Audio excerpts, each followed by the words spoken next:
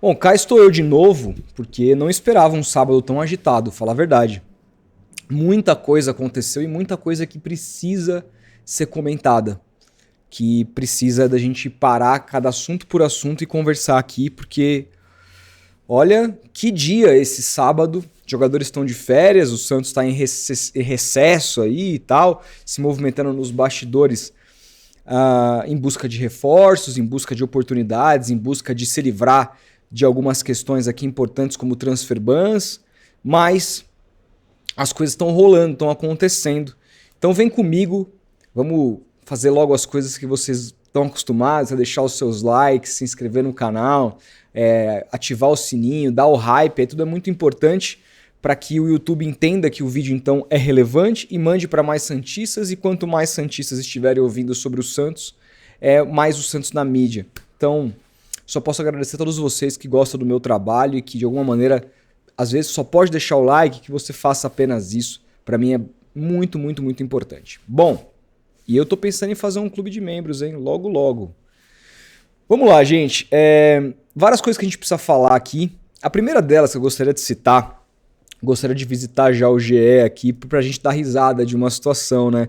Obviamente, que é com relação à lesão do Soteldo, né? Soteldo tem lesão de grau 2 e desfalca o Fluminense na fase de grupos da Copa de Clubes. O Fluminense não terá o atacante Soteldo na primeira fase da Copa do Mundo de Clubes. O jogador teve detectado uma lesão muscular grau 2 sofrida no jogo da Venezuela pelas eliminatórias e não deve jogar pelo menos até as oitavas. Isso se o Fluminense chegar nas oitavas. Acho que pelo grupo o Fluminense tem chance. Segundo o clube, ele sentiu dores no segundo jogo da Venezuela pelas eliminatórias na noite do último dia 10. Deixou o campo no jogo do intervalo. Em exames feitos, confirmaram uma lesão de grau 2. Vamos lembrar o seguinte, tá? O Soteldo não tinha condições de ir para esse jogo, para esses dois jogos. Ele vinha de uma lesão sofrida contra o Corinthians. Então ele vai para a seleção venezuelana, porque o Soteldo encara a seleção venezuelana mais ou menos como o Rames Rodrigues encara a seleção colombiana. É a vida dele, ele tá cagando para quem paga o salário dele. Tava cagando pro Santos e agora tá cagando pro Fluminense, que ele pediu para ir, né? Pediu para ir, vai ter um salário maior, dizem aí que acima de 1 milhão por mês, reencontrou, teve uma foto de um abraço acalorado entre ele e o Renato Gaúcho. Ele gosta de ser paparicado, essa coisa toda. Entregar em campo não entrega nada, mas adora essa coisa de que batam nas costinhas dele e falam que ele é um máximo, um jogador absolutamente superestimado, zero profissional. E aí, assim, essa lesão do Soteldo só mostra pro Fluminense quem o Fluminense contratou, mostra para os santistas quem o Santos vendeu e, para mim, enaltece a negociação como um todo e quem fez a negociação da maneira como fez, né? No caso aqui, o Alexandre Matos. Aqui, o Alexandre Matos, com todas as críticas que eu já fiz a ele nesse começo, eu não sei se é verdade que ele recebeu proposta pelo Chiquinho Soares de $1 milhão. Se ele não vendeu, tem que ser criticado. Eu não sei se é verdade, por exemplo, que... Quem que era o outro jogador que ele tentou segurar, que eu não concordava? Não me lembro agora, não me vem na cabeça. Mas, eventualmente, críticas vão surgir e a gente tem que pontuar. Agora, essa negociação do Soteldo, ele mostrou que não é só um bom comprador, mas é um bom vendedor também, que era uma dúvida que muita gente tinha. E ele mandou muito bem, mandou o problema pra casa do caralho. No caso, com todo respeito, por Fluminense, que não nos interessa, né? E a gente só tá aqui pra rir mesmo desse chapéu que o Santos dá no Fluminense, vendendo um Fiat Maré estragado, né? É isso que o Santos fez. Bom, dito isso, tem mais notícias aqui pra gente falar, e aí eu gostaria de visitar o UOL para entender a situação um pouquinho dos transfer bans do Santos, né? O Santos hoje tem problemas da ordem aí de FIFA, que tem a ver muito com o Arouca e tem a ver com o Lille da França, por conta do não pagamento do Jean Lucas. O Arouca tem a ver com a questão do João Basso.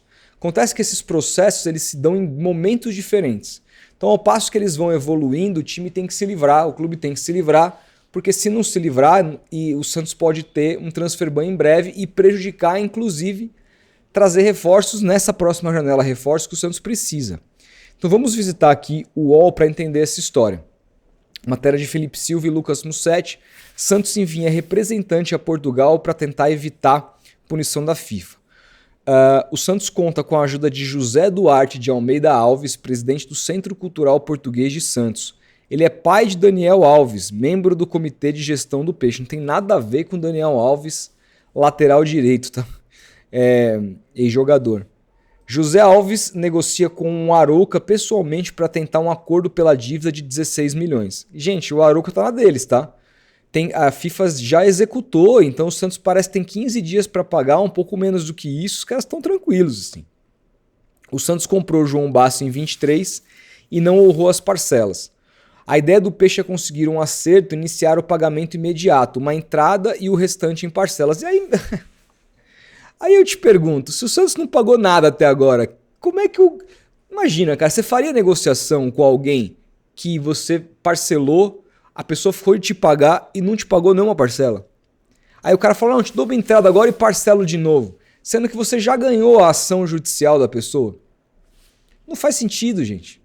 O Santos aqui é um movimento de total desespero. A negociação, porém, não será fácil. É óbvio que não será fácil. O Santos argumenta que se conseguir um recurso na FIFA, a demanda seria prorrogada em vários meses. O Santos não vai conseguir um recurso na FIFA. Eu nunca vi um clube que deve um outro clube que teve uma ação executada, tem 15 dias para não sofrer um transfer ban, conseguir um recurso na FIFA. Se eu sou o Arouca, eu falo. Então, vá conseguir o seu recurso, eu tô na minha. Inacreditável. Até porque, conseguindo recurso ou não, eles vão receber isso com juros e correção.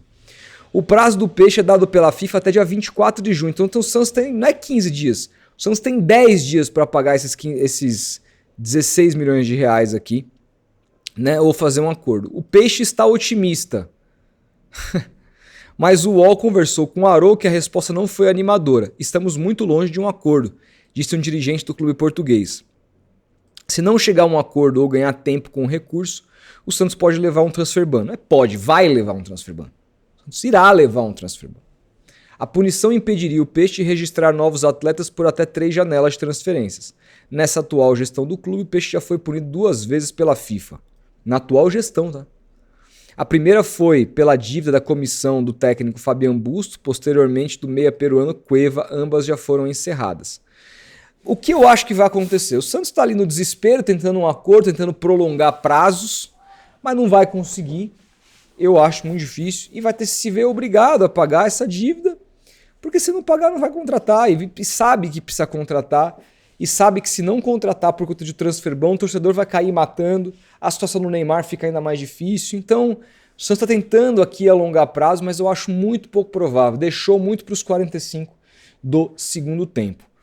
Outra notícia que eu queria analisar aqui é essa. O Santos economiza mais de 2 milhões de reais na folha e vai usar o dinheiro para reforços. Quem? Como assim economiza 2 milhões? Vamos tentar entender essa matéria. O Santos vendeu o Soteldo para o Fluminense, beleza, e viu as saídas de Furt e Léo Godoy nas últimas semanas. Bom, o Léo Godoy ganhava 200. Soteldo tirava umas 600 picanhas. Pouquinho menos, por aí. Dá o quê? Umas 800 picanhas.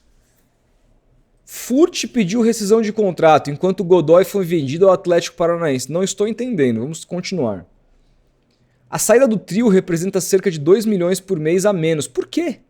O salário de Furt era maior, 1 milhão e 300. O argentino irá à justiça contra o clube. Então, pera. Calma. O Santos rescindiu com o Furt?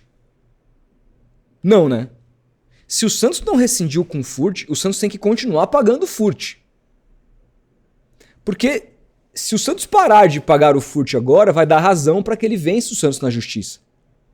Eu não sei quais são os débitos que o Santos tem com o Furt. Eu sei que, e até fiz uma thread sobre isso no ano passado, quando revelei os contratos dos jogadores, a informação de que o Furt ganha 1 milhão e 300 é minha, foi dada lá no meu Twitter no ano passado, e eu dizia que esses 1 milhão e 300 representava o seu salário, que era de 350 mil reais por mês, a sua imagem de 350 mil reais por mês e luvas diluídas. Acontece que na Série B ano passado, o Santos fez um acordo com o Furt, ampliando o contrato dele por 1 ano, e combinou com o Furt de pagar só o salário dele em 2024 e deixar as luvas de 24 para 2025. Então, somadas, as luvas que ele tem para receber de 25, as luvas que ele tem para receber de 24 e as luvas não, perdão, a imagem que ele tem para receber de 24, a imagem que ele tem para receber de 25 e as luvas diluídas em contrato, chegaria aqui a 1.300.000, que assim, foi feita essa conta ano passado quando o dólar era menor do que estava hoje. E o salário do Furt, como explicado naquela thread, ele tem aumento de acordo com o dólar, com a movimentação cambial. Portanto, hoje eu calculo que o salário do Furt seja por volta de 1,5 milhão de reais. Já é acima desse 1.300.000 aqui. Tá? Eu não sei o quanto o Santos deve para o Furt. O que eu sei é que o senhor Rueda, ex-presidente do Santos, colocou no estatuto, nas mudanças que ele fez e que passou no conselho, que passou na Assembleia, foram admitidas pelo sócio e pelo conselho. Então, para não falar que foi o Rueda, passou pelo Santos uma proposta de mudança de estatuto que hoje existe, que se um presidente atrasar salário de algum jogador, é impeachment automático. Não tem processo, não tem alguém provocando, vamos mandar uma carta e tentar processar. Não. É automático, isso está no estatuto. Se o Santos deve o Furt e deve dever, porque senão não faria sentido o Furt ir para a justiça contra o Santos, por que não faz efeito isso sobre o Marcelo Teixeira? Por que as questões do estatuto não atingem o Marcelo Teixeira? Por que ele pode fazer tudo contra o estatuto que ele está tranquilo, não é empichado, nada acontece? Ele virou dono do Santos, ele comprou o Santos e a gente não está sabendo? Porque se ele é apenas um presidente eleito, ele tem que respeitar as regras estatutárias do Santos, ou não. Ou não. Então isso aqui é muito estranho. E outra, o contrato não está rescindido. Se o contrato não está rescindido, o Santos não pode simplesmente dizer, não, ele vai na justiça, então a gente não vai pagar mais, ele que se dane e busque os direitos dele. Porque aí é dar razão pro cara. Há informações de que ele vai cobrar 30 milhões do Santos, é o dobro do que o Santos deve hoje pro Arouca, que seria o que o Santos deve para ele contando o seu contrato até o final. Até o fim de 26 que vai o seu contrato. Tem mais 25 e 26. E vamos lembrar, o contrato foi prorrogado pelo Marcelo Teixeira. O contrato do Furt ia até o final desse ano de 25. Para não ter que pagar a imagem do Furt em 24, o Santos fez um acordo para prorrogar o salário, o contrato do jogador em mais um ano. Já a gestão Marcelo Teixeira / Alexandre Galo em 2024. Então, assim, isso aqui pra mim é um escárnio completo. E aí, assim, não paga o Furt, tem folha pra pagar 2 milhões. Que porra é essa? Que é isso, cara? Que absurdo é esse? Que gestão é essa com J? É inacreditável isso aqui. O Peixe quer utilizar esse valor para contratações. A prioridade é trazer atletas livres por troca ou empréstimo. O Santos procura zagueiro, lateral direito, volante e atacante de velocidade. As negociações são conduzidas pelo novo executivo de futebol Alexandre Matos. Algumas conversas estão em andamento, mas não avançaram. São os casos do lateral direito Mike, do Palmeiras, o zagueiro Adrielson do Lyon e o volante William Arão. Já eu volto neles, tá?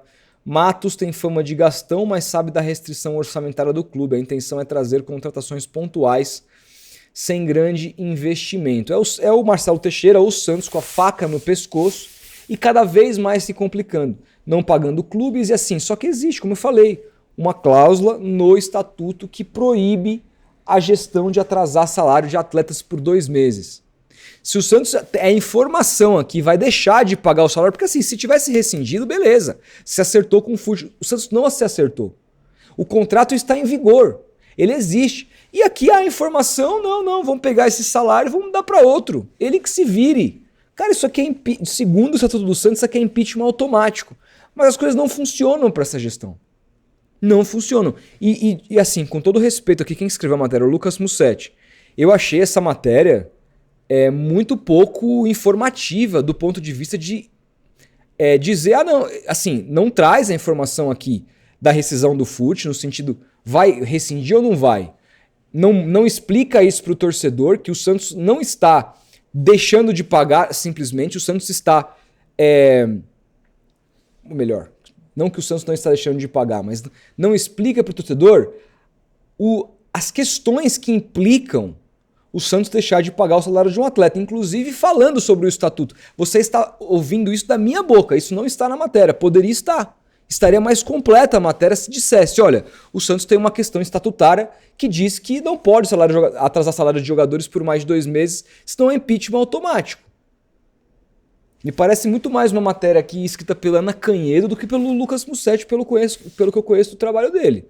Uma matéria aqui que, assim, não mostra os problemas disso e fala, não, ó, o Santos aqui economiza 2 milhões na folha. Economiza coisa nenhuma, o salário do Furt não foi rescindido. Até o título tá errado. Uma matéria aqui que, assim, olha, a gestão deve ter adorado. Bem pró-gestão. Não tem a ver com o que eu conheço do trabalho do Lucas Mussetti, essa matéria. Com todo respeito, faltam informações aqui imprescindíveis nessa matéria para informar, para deixar o torcedor informado. Porque se não parece, não, nos livramos do Furt. Temos 2 milhões para contratar. Não é isso. Não é isso. O contrato não está rescindido. Saiu rescisão do bid? Tá aí, ó, Furt Santos rescindido o contrato. E se sair a rescisão, ela vai ser unilateral por parte do jogador. Isso não significa que o Santos tem dinheiro para contratar jogador, porque essa grana do Furt vai ter que pagar em algum momento. Entendeu? Enfim. Minha opinião aqui. Bom, agora vamos seguir, que tem mais coisa pra gente falar. Até voltar nessa questão dos reforços, porque o canal do Wagner Frederico informou ontem, salvo engano, que o Santos está muito perto de 2 reforços. Um deles é o Mike, lateral direito do Palmeiras, e o outro é o William Arão. Essa negociação com o William Arão é uma questão de idas e voltas pra caramba, né? Parece que o William Arão começou a ter um interesse maior de outros clubes, inclusive do Brasil, e aí então aumentou a pedida. O Santos não está disposto a pagar o quanto ele quer receber, mas as conversas continuam. E segundo o Wagner Frederico, as negociações teriam avançado. É a mesma situação do caso do Mike, que vai jogar o Super Mundial com o Palmeiras, só que não vai ter o seu contrato renovado, que vai até o fim do ano. O Santos teria boa relação com o Palmeiras e, por sua vez, o Alexandre Matos tem uma boa relação com o staff do Mike e com o próprio Mike. Trabalharam juntos no Cruzeiro e no Palmeiras, o que facilitaria o interesse do Mike de vir, o interesse do Santos de receber e o interesse do Palmeiras de se livrar de um jogador que não tem sido dos mais úteis. O Palmeiras tem um jogador na base, o Gilberto, que pede passagem para essa posição, além de ter Marcos Rocha ainda e Giai para contar até o fim da temporada. Então me parece uma negociação boa para todo mundo, mais ou menos, né? O Mike vai fazer 40 jogos no ano. Eu queria até pegar aqui o histórico do Mike, de jogos mesmo, para entender o número de jogos que ele fez nas últimas temporadas, pra gente entender, porque é um cara que vive com muitos problemas de lesão. E aí eu queria entender aqui o número de jogos do Mike pra gente ver se dá pra confiar no Mike. Vamos lá. Estamos aqui no site UGol, aqui mostra mais ou menos desde que o Mike chegou no Palmeiras, ó. Primeiro que assim, as últimas temporadas dele no Cruzeiro, 16 aqui, e 16 ele fez só 13 jogos. 13 é muito pouco numa temporada. Aí em 17 ele faz 15 jogos no Cruzeiro e 26 jogos no Palmeiras. A gente está falando de 40 jogos, melhora muito. 2018, 32 jogos, uma boa média. Aí já cai bastante em 19, desculpa, ele faz 21 jogos. Aí ele vem com boas sequências, ó. Boas sequências. Acima do que eu esperava. 34 jogos em 20, 34 jogos em 21, 48 jogos em 22, 58 jogos em 23, com 8 assistências e 2 gols, 40 jogos em 24 e 19 jogos nessa temporada, já na metade da temporada.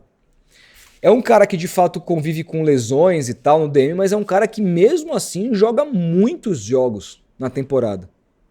E o Santos tem um calendário menor do que o do Palmeiras. O Santos só vai ter que jogar o Brasileirão, vai ter muito mais pausas. Eu confesso que eu me surpreendi com esses números aqui. Eu tinha a impressão, e até me coloquei contra a negociação, porque eu tinha a impressão que o Mike tivesse jogado muito menos jogos. A gente não acompanha tanto a fundo outros times, né?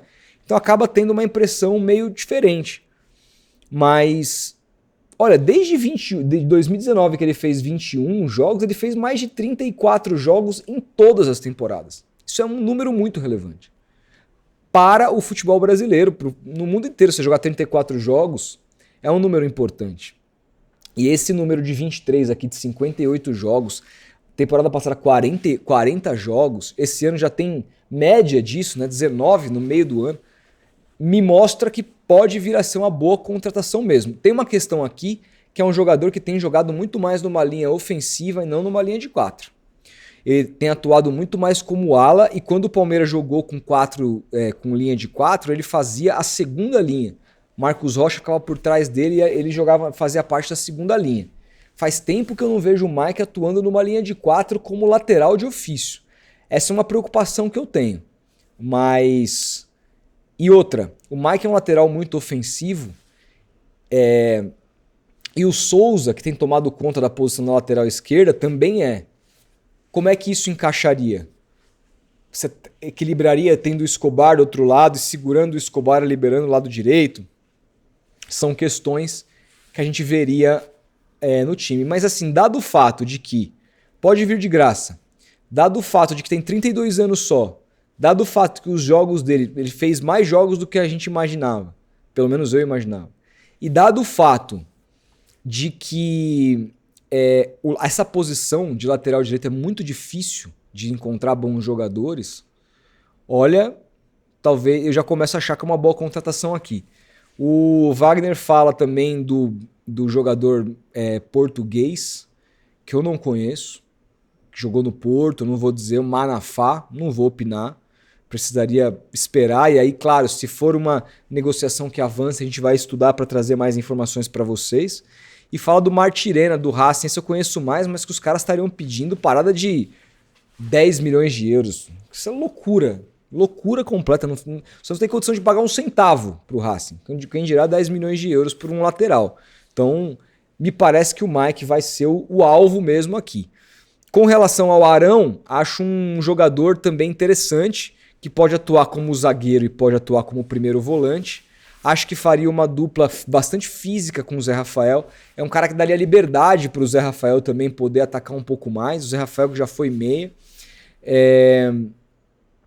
Acho que agregaria muito a pegada do meio campo, se ele estiver fisicamente bem. Os números do Ilharão, até vamos dar uma olhada aqui nos números do Ilharão também, de jogos que ele fez nas últimas temporadas. Vamos dar uma olhada aqui. O Ilharão... Cadê? Vamos lá, ó. Nas últimas temporadas, o Ilharão, quantos jogos ele fez? Ele vem, ó, de uma temporada atual com 39 jogos. A temporada passada ele fez 44 pelo Panathinaikos. Fenerbahçe ele fez 45. Aí ele vem de 35, 55, 57, 64 jogos ele bateu em 2019. Naquele ano mágico do Flamengo, que ele foi muito bem. Então é um jogador que também vem atuando bastante, vem em ritmo de jogo. É um jogador que eu sempre gostei, que sempre teve qualidade técnica e foi sempre indo para trás, né? Tinha problemas graves na marcação. Lembra do Tamal Arão do Jorge Jesus, que foi corrigido pelo Jorge Jesus. Então cada vez mais ele foi se tornando um jogador mais defensivo do que ofensivo. E eu não sei qual seria o salário. É um jogador já de 33 anos. 33 anos hoje no futebol, cara, é bem tranquilo. É uma idade que o cara tá bem fisicamente, vai jogar mais pelo menos aí uns 2 anos em alto rendimento. Às vezes, a depender do quanto o cara se cuida, das práticas dele, ele pode jogar até acima disso. O Rincon titular hoje do Santos, do Zé Rafael, tem 38. O cara tem 5 anos mais jovem do que o Rincon, é muita diferença. Então eu acho, a depender do salário, uma boa contratação também. Segundo o Wagner Frederico, a coisa já está meio alinhavada, tá? Dito isso, precisamos agora falar sobre política no Santos. Porque hoje ou ontem, não, foi na sexta-feira, então ontem, se reuniram a oposição inteira do Santos. Os derrotados nos últimos pleitos estão, parece que, tentando formar uma chapa única, estão tentando se unir contra o Marcelo Teixeira. E aqui vamos à foto soltada pelo X pelo perfil do Twitter do Varanda Futebol Debate, que diz aqui: chapa única? Oposição do Santos se une e discute futuro do Santos em encontro realizado na última sexta-feira. Estiveram reunidos Ivan Ludovici, que se eu não me engano foi vice do Agostinho, Rodrigo Marino, Vladimir Matos, Maurício Maruca e Felipe Takashi, que deve ter ido representar o Agostinho, né?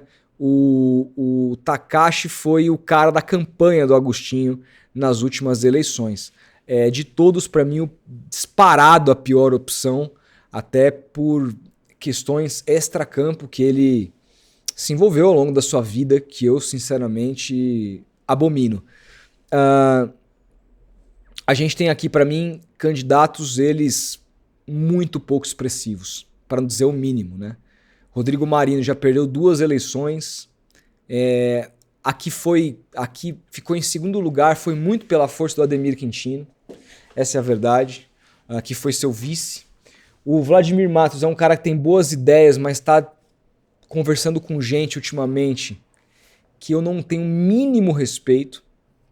O Maurício Maruca sempre me tratou com muita educação, um cara educado, um cara legal. Tinha nas últimas eleições ali, um cara junto, que era o Couto, que era interessante. Negociou para trazer o João Paulo Sampaio, mas aí a negociação acabou vazando e não se confirmou. Mas caras que passaram longe de vencer o Marcelo Teixeira. Isso aqui para mim, gente, esse cenário aqui político do Santos, mesmo com essa galera se unindo, é absolutamente tenebroso. Me mostra que assim não há hoje alternativa a não ser vender o Santos. Porque se a situação é o que a gente está vendo agora, um lixo de administração, capitaneada pelo Marcelo Teixeira. Olha o caso Furt que eu citei aqui. Olha o caso os transfer bans. Olha o que está acontecendo no Santos. A péssima administração. O contrato absurdo do Neymar no primeiro semestre. Que o Santos está devendo 85 milhões para o pai do Neymar e certeza que vai rolar juros em cima disso. Então, assim, é uma gestão absurdamente tenebrosa a atual gestão do Marcelo Teixeira. Mas olha quem é a oposição do Santos. Não tem ninguém, gente. Com todo respeito a essas pessoas que não quero falar sobre bem ou mal intencionado, não é esse o detalhe, mas eu assim, acompanhei as eleições e venho acompanhando as eleições do Santos há muito tempo, os debates, as entrevistas. Essa galera vai no canal de todo mundo, conversa com as pessoas e tudo mais. E assim, o que eu vi de Rodrigo Marino em todas as entrevistas, um cara pouco preparado. O Marcelo Teixeira é bem preparado? Longe disso, tá? Talvez o Rodrigo seja até mais que o Marcelo, mas muito aquém do que a gente... Eu tento comparar, o Santos é uma instituição muito grande.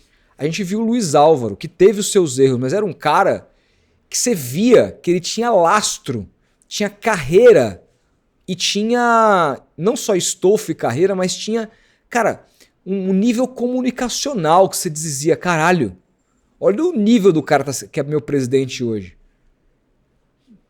Rodrigo Marino não dá. O Vladimir Matos, um cara interessante, boas ideias, jornalista, mas começou a sentar com gente que eu não respeito, larguei mão.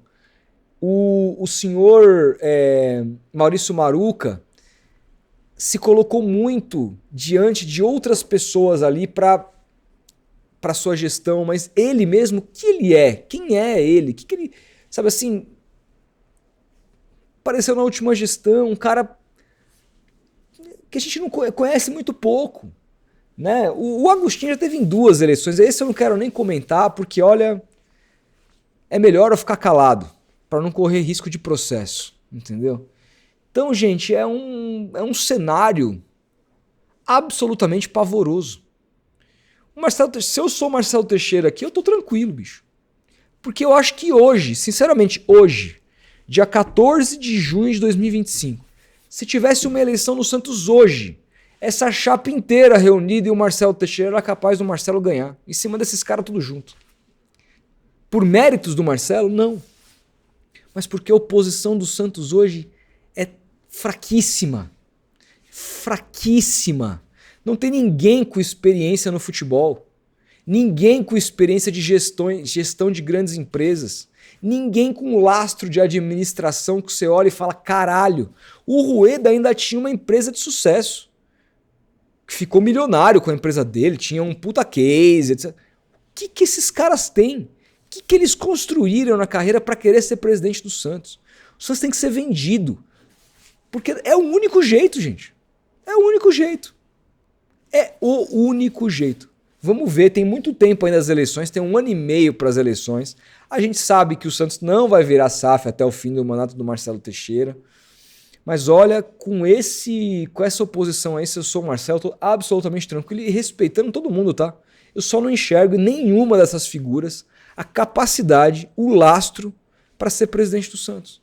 Em nenhuma, com todo respeito. E eu falo isso tranquilo, tá? Porque depois das eleições, se eles quiserem vir, eu falo isso da cara de cada um.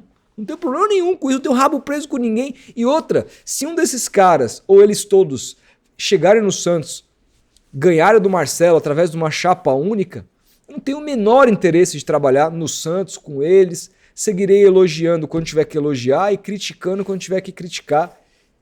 Absolutamente tranquilo, porque o Santos não paga R$1 aqui em casa, a diretoria, né? Falar sobre o Santos é muito importante, sobre a instituição. Estamos falando entre santistas aqui, e quem paga o meu salário são vocês, que me dão audiência, que me dão a possibilidade de fechar anúncios, que assistem aos meus vídeos. Mas o Santos, instituição, nunca me pagou R$1 de porra nenhuma. E nem quero que pague, eu quero que a relação continue do jeito que tá. Entendeu? Então é isso. A situação do Santos, o futuro do Santos é tenebroso, porque a situação é um lixo e a oposição, para mim, é muito fraca. Muito fraca. Desanimador, gente. Absolutamente desanimador esse cenário do futuro do peixe. Enfim, vamos ver o que vai surgir aí. Se surgiu tanta coisa hoje, vamos ver o que surge até amanhã, domingão. Aí a gente volta aqui para debater, conversar com vocês um pouco mais sobre tudo isso, tá bom? A gente vai se falando, um grande abraço e até o próximo vídeo.